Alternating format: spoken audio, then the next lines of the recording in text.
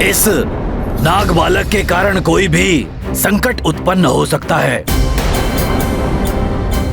इसलिए इसे सुरंग के अंदर दिव्य गरुड़ पंख के पास जाने की अनुमति नहीं दी जानी चाहिए। हनुमान, कहीं ये गरुड़ मुझ पे आक्रमण न कर दे। तुम चिंता मत करो नागभूषण, तुम्हें कुछ नहीं होगा, केवल मुझे छोड़ना मत। यदि ऐसा है तो मैं भी अपने मित्र को अकेला नहीं छोड़ूंगा, मैं भी इसके साथ यही रहूंगा।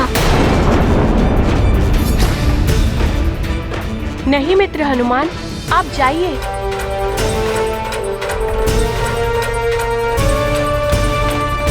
मुझे यह जानकर प्रसन्नता हुई हनुमान कि तुम्हारे लिए तुम्हारे मित्र की सुरक्षा सर्वोपरि है। तुम्हारा मित्र भी हमारे साथ चल सकता है।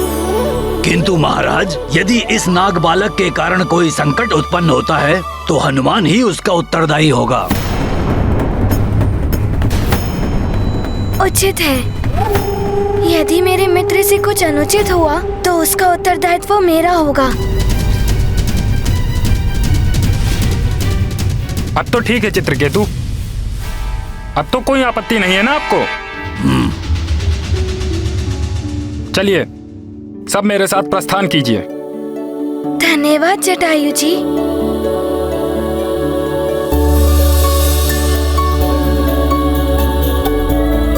चलो मित्र।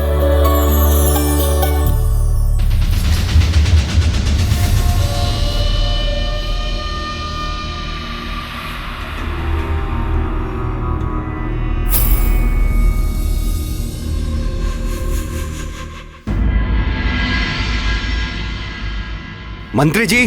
जी महाराज। वन संघ के सभी राजाओं को मेरी ओर से आमंत्रण पत्र भेज दीजिए। पुत्रवाली को वन संघ का अधिनायक बनाने हेतु सबकी सहमति आवश्यक है, इसलिए सबका आना अनिवार्य है। सब आएंगे महाराज, मुझे पूर्ण विश्वास है। युवराज बाली के आगमन से सब बहुत प्रसन्न होंगे और एक मत से युवराज बाली को अपना अधिनायक चुनेंगे।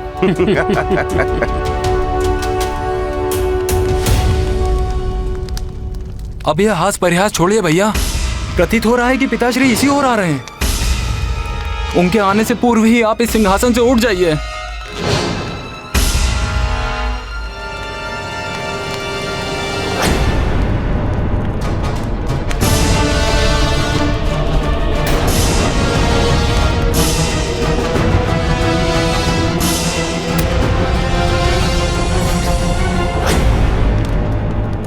अरे वाह, ये गरुड़ राज्य में इतनी बड़ी सुरंग।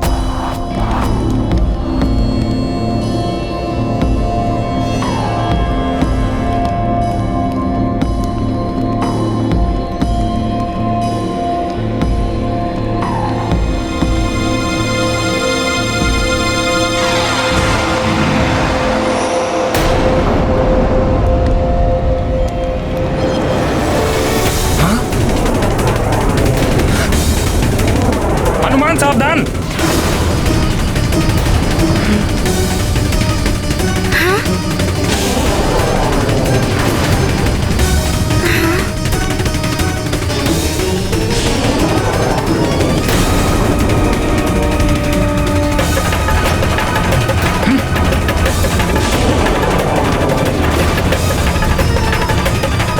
मित्र बचो।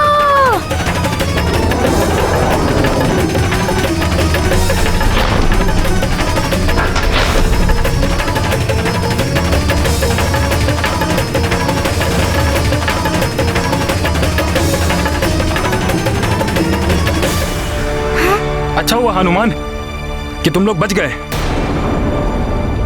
तुम्हें इस जगह की जानकारी नहीं है। तुम आगे मत चलो, मेरे पीछे पीछे चलो।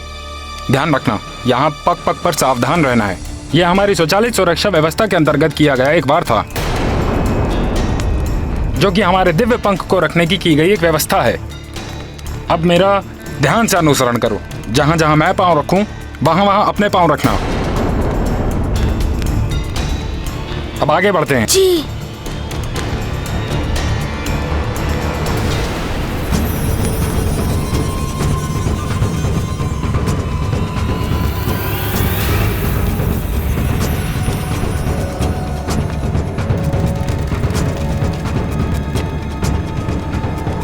युवराज, ये क्या? आप सिंहासन पर? यह आपको शोभा नहीं देता। आप अभी युवराज हैं। युवराज नहीं, महाराज, आपके महानतम महाराज वाली।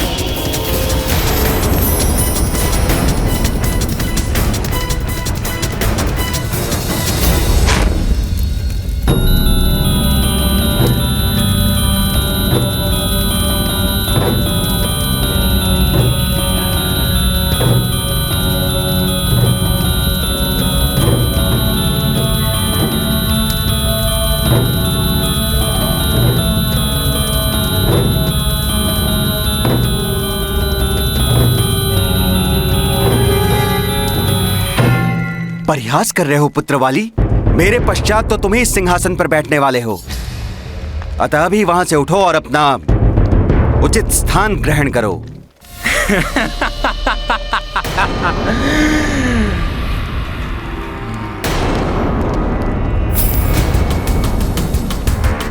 पिताश्री, यही सर्वोत्तम स्थान है मुझ महानतम बाली के लिए। हाँ, आप अवश्य अपने लिए कोई उचित स्थान ढूंढ कर ग्रहण कर लीजिए। वाली,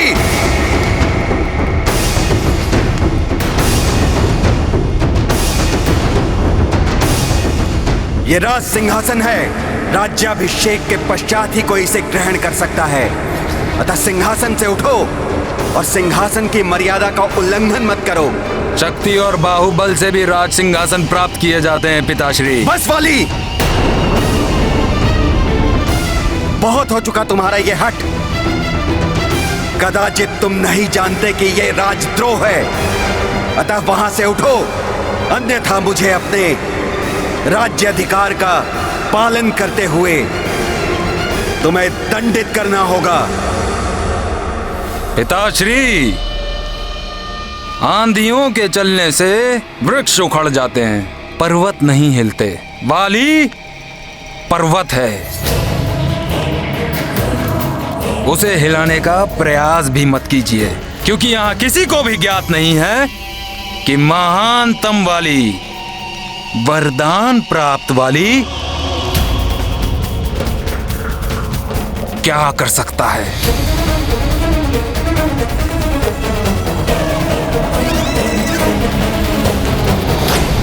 महाराज, ये हम कहाँ आ गए? आगे तो मार्ग ही नहीं है और वो दिव्य पंख भी नहीं है। यहाँ पर तो मात्र अग्नि की दीवार है। यह अग्नि भित्ति मात्र एक छलावा है, एक माया है, ताकि अनाधिकृत रूप से प्रवेश करने वाले प्राणी इसमें प्रवेश न कर सके।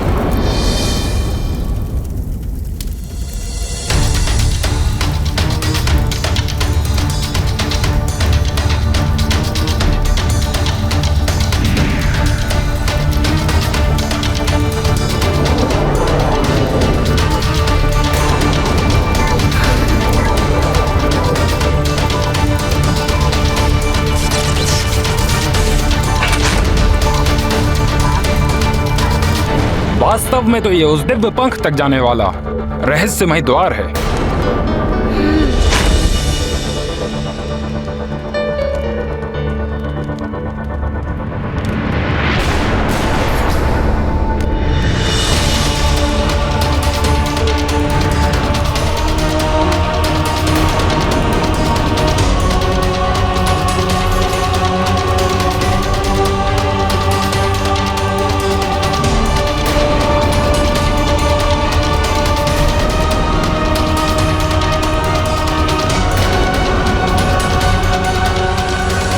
आओ, तुम सब मेरे पीछे आओ।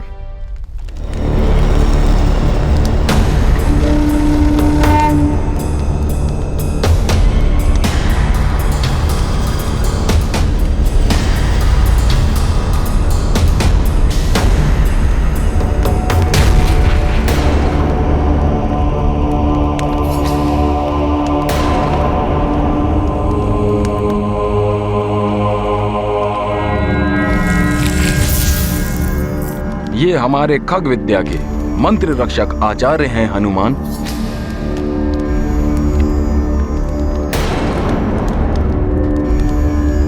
प्रणाम आचार्य जी। कल्याण हो महाराज जटायु।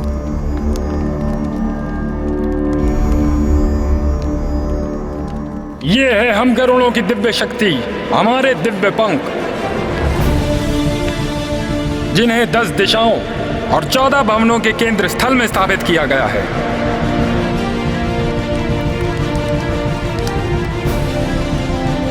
जिसके कारण हम गरुड़ों को 10 दिशाओं और समस्त भवनों के ऊपर समान रूप से उड़ने की शक्ति प्राप्त होती है। आश्चर्यजनक है ये सब। खग विद्या से इन्हें यहाँ स्थापित किया गया है हनुमान। इनके द्वारा प्रदान की गई उड़न शक्ति के द्वारा ही समस्त पक्षी वर्ग अनेक संकटों से मुक्त रहते हैं। मैं इस दिव्य पंख की सुरक्षा के लिए पूर्णतः सुरक्षित था। मैं आश्वस्त था कि दिव्य पंख अपनी जगह पर सुरक्षित हैं, क्योंकि इस दिव्य पंख के अपने स्थान से हटते ही हम गरुड़ों की शक्ति धीरे धीरे समाप्त होना प्रारंभ हो जाती है। अब तो आपको भी विश्वास हो गया ना चित्रकेतु जी? हमारा दिव्य पंख पूर्णतः सुरक्षित है। किंतु महाराज, आपको ये दिव्य पंख प्राप्त कैसे हुआ? हनुमान, गरुड़ जी और अरुण जी संसार के प्रथम पक्षी हैं। हम उन्हीं के वंशज हैं।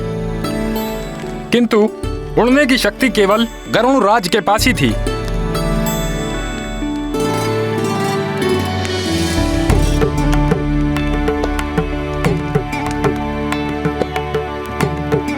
इसीलिए उन्होंने हम गरुड़ों के कल्याण के लिए अपने इस दिव्य पंख को अभिमंत्रित कर हमें प्रदान कर दिया था। अर्थात ये दिव्य पंख किसी के भी पास चला गया तो उसे उड़ने की शक्ति प्राप्त हो जाएगी। हाँ हनुमान,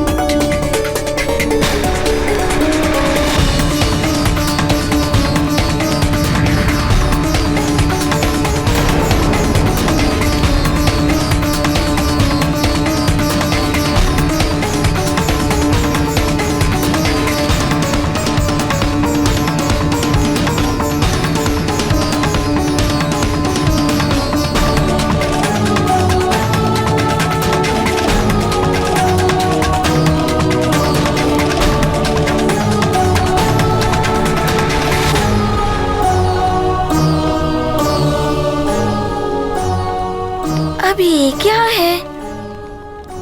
किंतु इस पंख की शक्ति का संधान तभी हो पाएगा जब उस जाति के लोग यज्ञ द्वारा दिव्य पंख को अभिमंत्रित कर इसको अपने पास रखें। और जब तक ये पत्र उनके पास रहेगा, उनको उड़ने की शक्ति प्राप्त होती रहेगी। इस सुनहरे पत्र पर अंकित है उनका ये दिव्य मंत्र।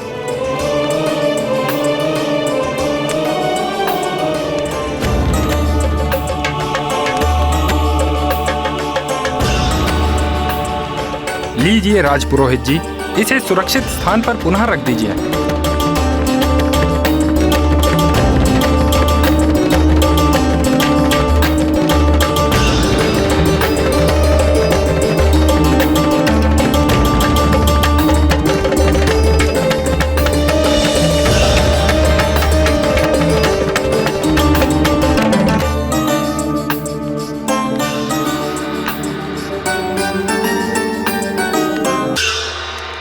हनुमान, दिव्य पंख और दिव्य मंत्र अपनी जगह सुरक्षित हैं। अब हमें वापस चलना चाहिए। प्रणाम आचार्य जी। कल्याण हो।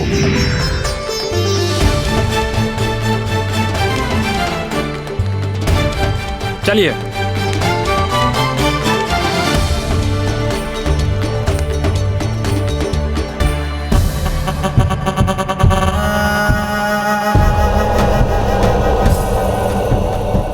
नागवीरों, तीव्रता से बढ़ो गरुड़ राज्य की ओर।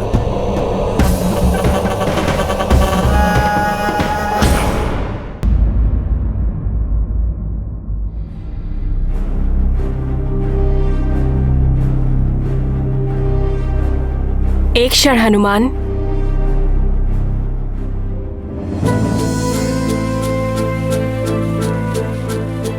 जटायु जी, अब तो आप आश्वस्त हैं कि नागों में से किसी ने भी दिव्य पंख नहीं चुराए। वो अपने रहस्यमय सुरक्षा स्थान पे सुरक्षित है। और वैसे भी कोई भी नाग इस स्थान के रहस्य से परिचित नहीं है। अब तो आप मेरे पिताश्री नागराज पंचफन को मुक्त कर दीजिए। तुम पुनः हमारे महाराज पर दोषारोपण कर रहे हो। इसके लिए तुम्हें मृत्यु दंड दिया जा सकता है।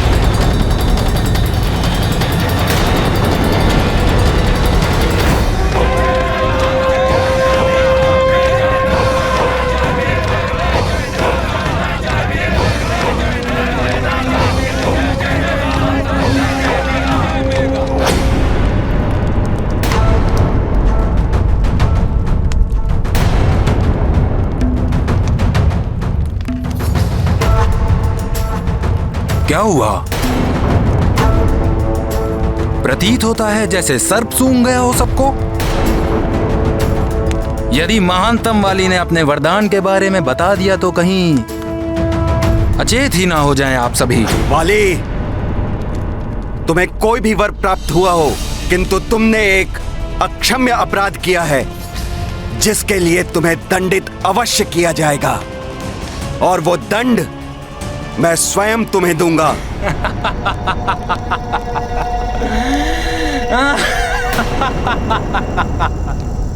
किस अधिकार से?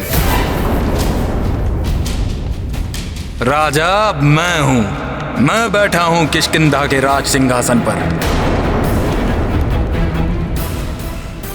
स्वीकार कर लीजिए पिताश्री कि अब आप राजा नहीं रहे। वाली पुत्र, तुम तो ऐसे ना थे। राज सत्ता, राज सिंहासन, प्रभुता, महत्वाकांक्षा सब करा देती है पिताश्री। वाली भैया, आप पिताश्री का अपमान कर रहे हैं। सुग्रीव! बस वाली, उद्दंडता की सारी सीमाएं लांघ चुके हो तुम। अब तुम्हें दंड अवश्य मिलेगा।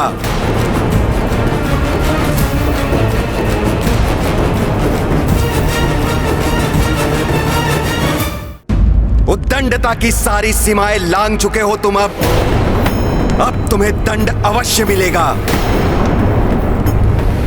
दंड मुझे?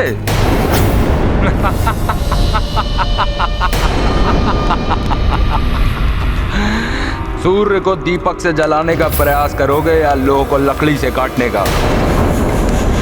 पिताश्री, अब इस संसार में कोई भी शेष नहीं है जो मुझ महानतम वाली के समक्ष 2 पल भी टिक सके।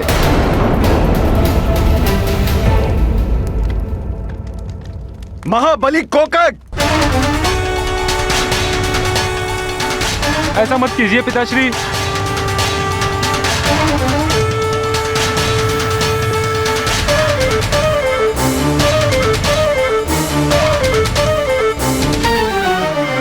प्रणाम महाराज।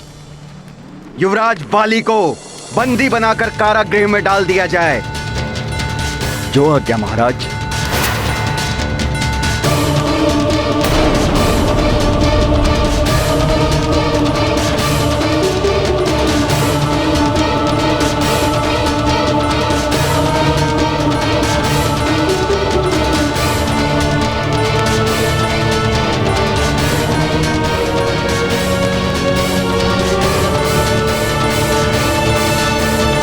सेनापति जी, यदि आपने शीघ्र ही महाराज पंचफन को मुक्त नहीं किया तो सारे नाग आक्रमण कर देंगे।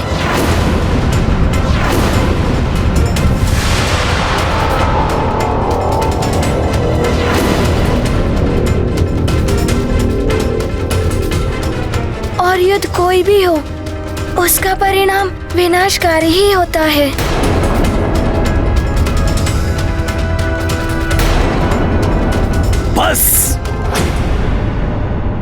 बस महाराज, ये नाग बालक बार बार आपके ऊपर दोषारोपण कर रहा है।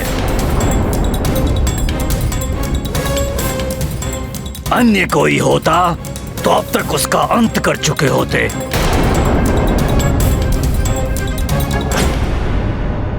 सेनापति जी, अब ये नाग बालक हमारे दिव्य पंख के रहस्य को भी जान गया है। इस प्रकरण को हम गरुड़ सभा में ले जाएंगे।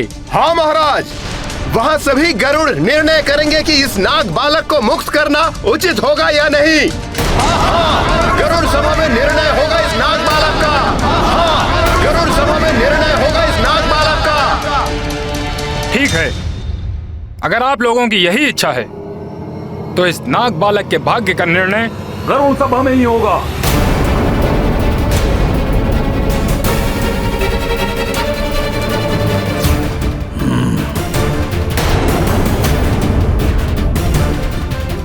ना जाने अब मित्र भूषण के साथ क्या होने वाला है गरुड़ सभा में।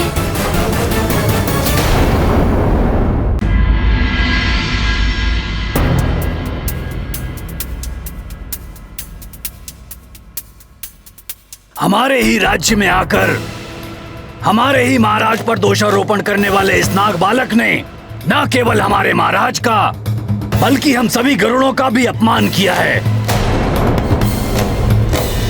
हम नाग मेघासुर को मुक्त नहीं करना चाहते थे, किंतु जब आपने हमारे पिताश्री नागराज पंचफन का अपहरण कर लिया। ये दंड का पात्र है और इसे दंड अवश्य मिलना चाहिए।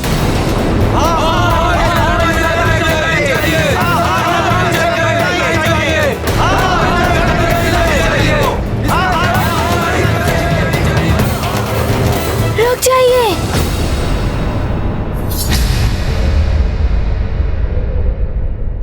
देखिए, सभा में विचार विमर्श होता है। आप अपना पक्ष रखिए, किंतु किसी भी प्रकार से मेरे मित्र को हानि पहुंचाने की चेष्टा अनुचित होगी।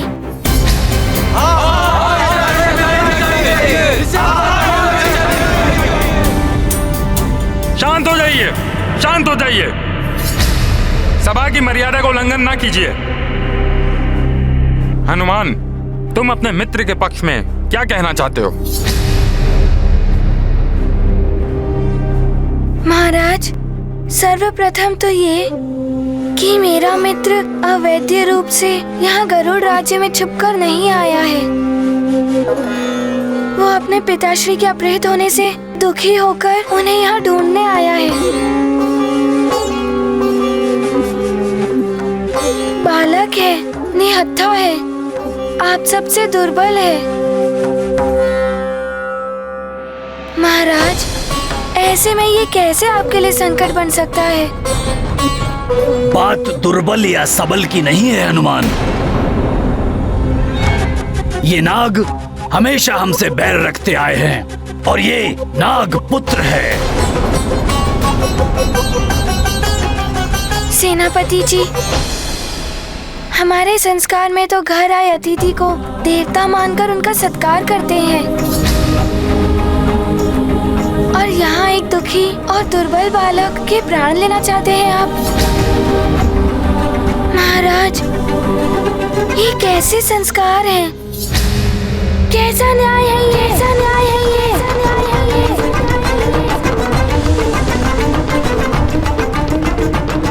बात संस्कार या न्याय की नहीं है, बात हमारी सुरक्षा में सेंध की है। ये नाग बड़े ही धूर्त होते हैं। इन्हीं के एक साथी मेघासुर ने न जाने हमारे कितने पक्षियों के प्राण हर लिए।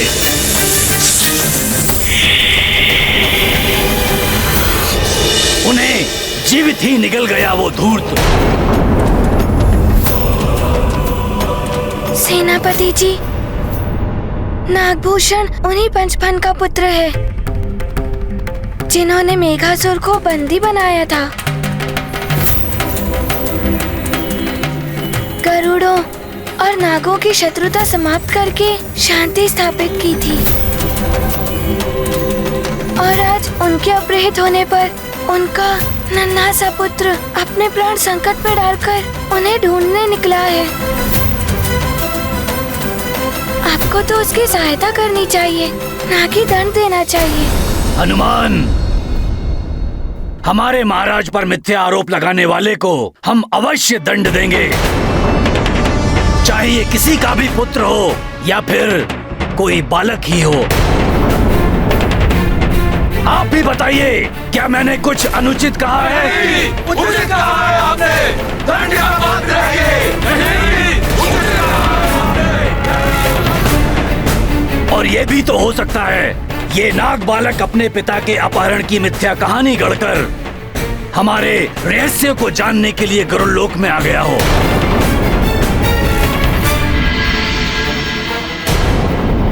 जो कि उसे हनुमान की सहायता से ज्ञात भी हो चुका है, और अब ये बाहर जाकर हमारे रहस्य को हमारे शत्रु नागों को बता देगा, जो हम कदापि नहीं होने देंगे।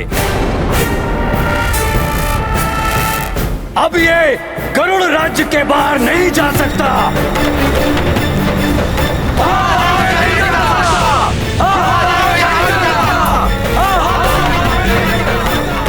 सेनापति जी, ये गरुड़ों का रहस्य जानने नहीं आया है, अभी तो ये आप सबको अवगत कराने आया है। मेघासुर नाग सेना को युद्ध के लिए सज्जित कर रहा है और किसी भी समय वो यहाँ युद्ध करने पहुँच सकता है। यदि दोनों ओर से युद्ध छिड़ गया तो सैकड़ों गरुड़ों और नागों के प्राण जाएंगे। हमें अपने प्राणों का भय नहीं है हनुमान, किंतु इस नाग बालक के प्राण लेकर ना तो आप वीर कहलाएंगे और ना ही आपको कुछ प्राप्त होगा। यही उचित होगा कि नागों और गरुड़ों के मध्य होने वाले युद्ध को रोका जाए, कि आप किसी भी प्रकार का गरुड़ों और नागों में युद्ध होने वाले को रोकें। ये सबका जीवन बचाना चाहता है और आप सब इसके जीवन का अंत करना चाहते हैं।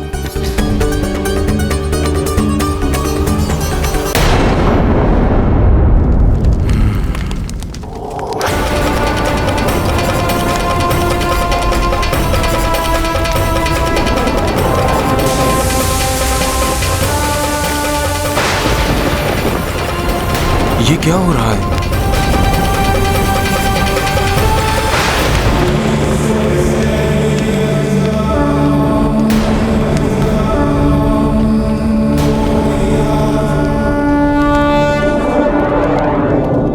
कोकाट, वरदान प्राप्त है मुझे। मेरा सामना करने जो भी मेरे समक्ष आएगा उसकी देह की आदि शक्ति मुझ में समाहित हो जाएगी।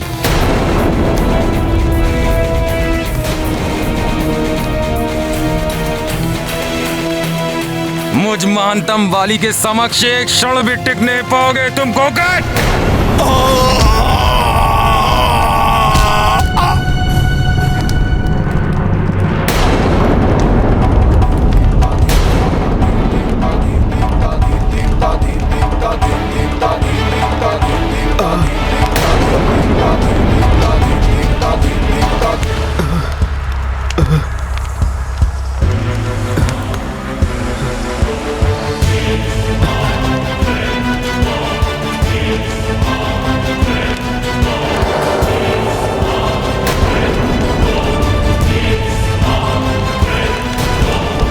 कोकाट, अब राजा मैं हूं, मेरे आदेश का पालन करो।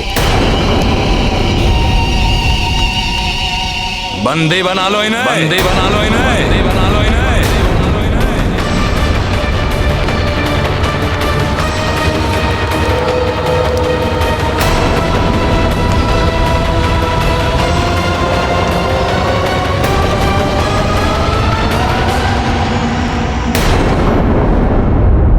महाराज, अब व्यर्थ के वाद विवाद की आवश्यकता नहीं है।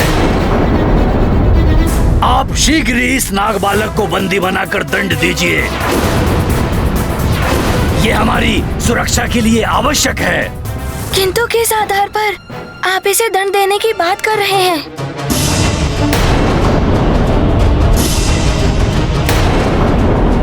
सबसे बड़ा आधार तो ये है कि ये हमारे शत्रु पक्ष का है और अब तो हमारे रहस्यों को भी जान गया है। फिर हम कैसे मान लें कि ये बालक जो कह रहा है वो सत्य कह रहा है? तो भूषण कैसे मान ले कि गरुड़ों ने उसके पिताश्री का अपहरण नहीं किया है? इसने स्वयं अपने नेत्र से जटायु महाराज को देखा था अपने पिताश्री का अपहरण करते हुए। महाराज जटायु, एक बालक अपने प्राण संकट में डालकर आप सबके मध्य आया है। क्या ये इसकी सत्यता का प्रमाण नहीं है? जय जय नागा, जय जय मेघा, जय जय नागा, जय जय मेघा। हनुमान, जब मैं स्वयं कह रहा हूँ कि मैंने पंचपन का अपहरण नहीं किया है, तो क्या ये इस नाग बालक के लिए विश्वास करने की बात नहीं है? हाँ हाँ, महाराज सत्य कह रहे हैं।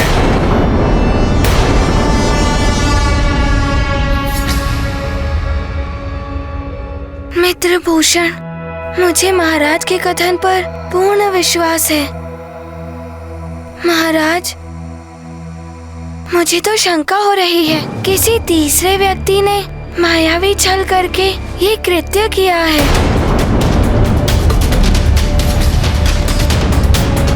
महाराज, हनुमान को ये प्रतीत होता है नागों और गरुड़ों की मित्रता के मध्य फिर से कोई शत्रुता के बीज बो रहा है। हो सकता है ऐसा संभव हो। और हाँ, किसी ने भी मेरे मार्ग में आने का साहस किया तो उसे मेरे साथ युद्ध करना पड़ेगा। नहीं वाली भैया, आप पिताश्री के साथ ऐसा कैसे कर सकते हैं?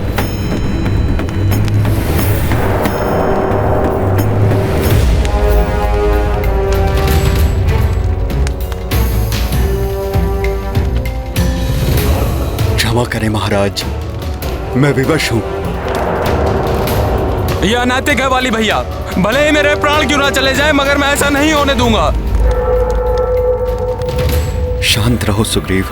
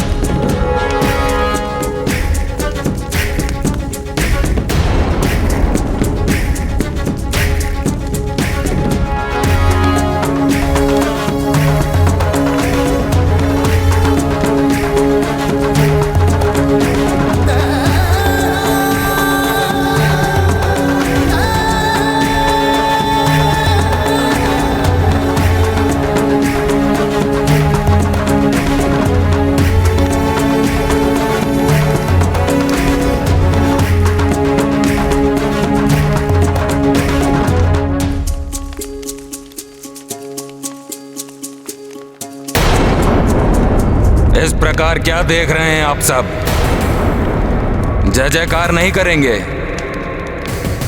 बोलिए। महानतम युवराज वाली की जय। महानतम युवराज वाली की जय। महानतम युवराज वाली की जय। महानतम महाराज वाली की जय। बोलिए। महानतम महाराज वाली की जय। महानतम महाराज वाली की जय। महानतम महाराज वाली की जय। महानतम महाराज वाली की जय। महानतम महाराज वाली की जय। कोकाट, भूतपूर्व राजा का कार्य अब पूर्ण हो चुका है। अब वो हमारे विरुद्ध कोई षड्यंत्र ना रचें, इसलिए उन्हें कारागार में भेज दीजिए।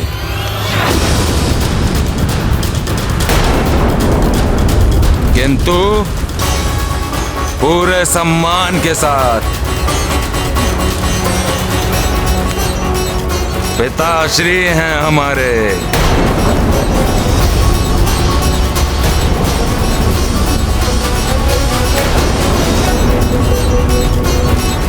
भैया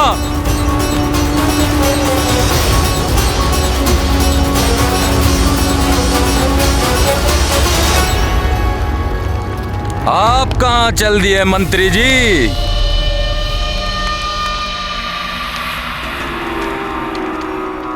आपको अभी महानतम महाराज वाली ने जाने की अनुमति नहीं दी है।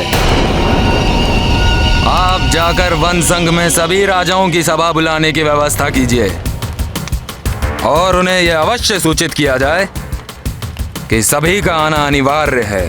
और ये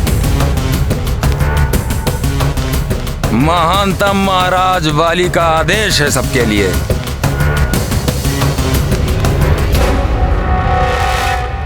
महाराज, नागों और गरुड़ों में यदि युद्ध हो गया तो अनर्थ हो जाएगा। हमें इनके बीच ना पड़कर उन्हें रोकने का एक उपाय करना होगा। हनुमान,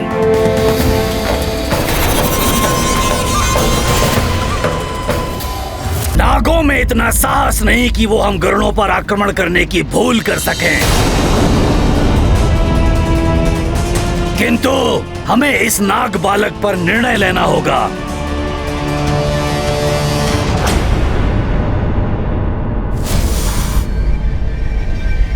जय जय नागा, जय जय मेघा, जय जय नागा, जय जय मेघा। विष्ठर विकराल हूँ मैं, शत्रुओं का काल हूँ मैं। जय जय नागा, जय जय मेघा, जय जय नागा, जय जय मेघा, जय जय नागा, जय जय मेघा, जय जय नागा, जय जय मेघा, जय जय नागा, जय जय मेघा। आगे बढ़ो।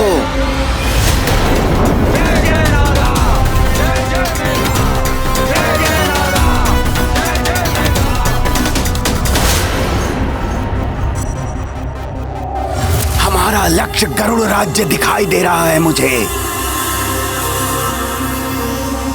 बस वन में कुछ और आगे बढ़ना है। स्मरण रहे, कोई पक्षी नहीं बचना चाहिए, सबको मृत्यु देंगे हम। जय जय नागा, जय जय नागा, जय जय मेघा, जय जय नागा, जय जय नागा, जय जय।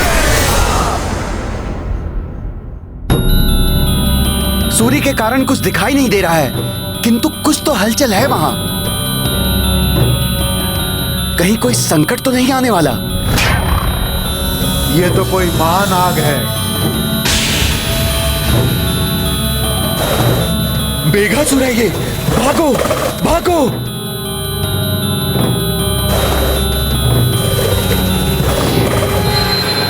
आक्रमण हुआ है, मैं महाराज जटायु को सूचना देता हूँ। शीघ्र जाओ, मैं सबको सतर्क करता हूँ।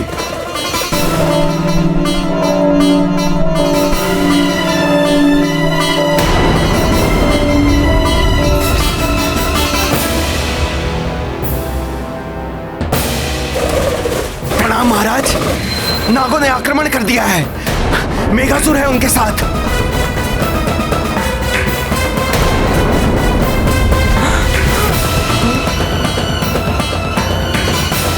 मेघासुर, सेनापति चित्रकेतु, आप तुरंत जाइए और सेना एकत्रित कीजिए और नागों को रोकिए। और ध्यान रखिए, हमारे अंडे शिशु और गरुड़ों की पूर्ण सुरक्षा होनी चाहिए। ऐसा ही होगा महाराज।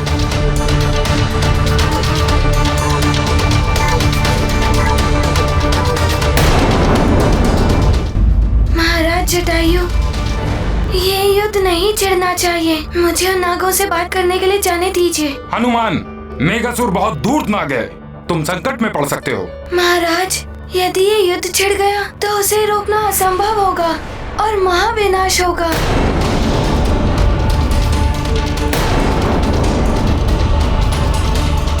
ठीक है हनुमान, किंतु ध्यान रहे, अगर नागों ने आक्रमण किया और एक भी गरुड़ उसमें घायल हुआ तो मैं भी युद्ध नहीं रोक पाऊंगा। जी महाराज। हनुमान, मुझे भी अपने साथ आने दो मित्र। नहीं मित्र, तुम यहीं रहो। महाराज, मेरा मित्र आपकी अभिरक्षा में है।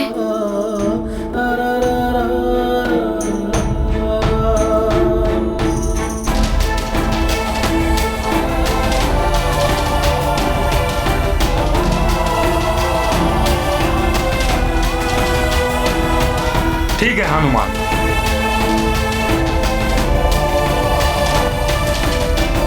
मैं शीघ्र आता हूँ मित्र।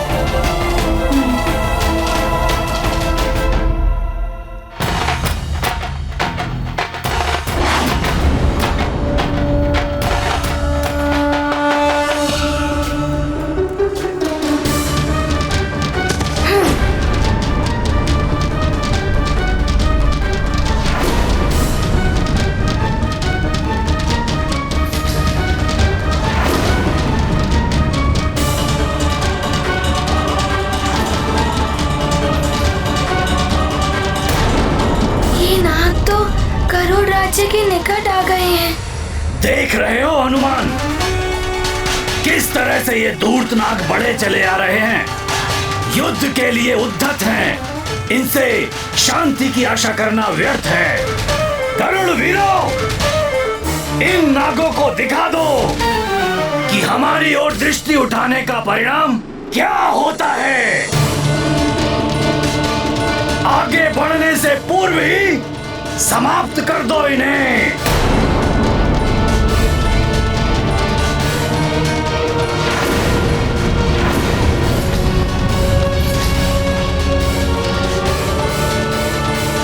ऐसा मत कीजिए सेनापति जी। इन नागों को युद्ध के लिए मत उकसाइए। मैं इनसे जाकर बात करता हूँ। महाराज जटायु ने मुझे अनुमति दे दी है। समझाते सबको हनुमान, शांति दूत सा यह अभियान। महाप्रयास करें बजरंगी, विनशन चाहे नीति कुरंगी। चले पवन प्रिय पिता कराई, युद्धहीन सृष्टि सुखदाई। सरल सोच संपूर्ण करने, देव कामना भव दुख हरने। महाबली हनुमत की, रुचिकर लीला राम भगत की। जय जय जय रघुनंदन राम। मुझे किसी भी प्रकार से नागों को रोकना होगा। यदि नागों से एक भी गरुड़ को क्षति पहुंची तो गरुड़ भी युद्ध छेड़ देंगे।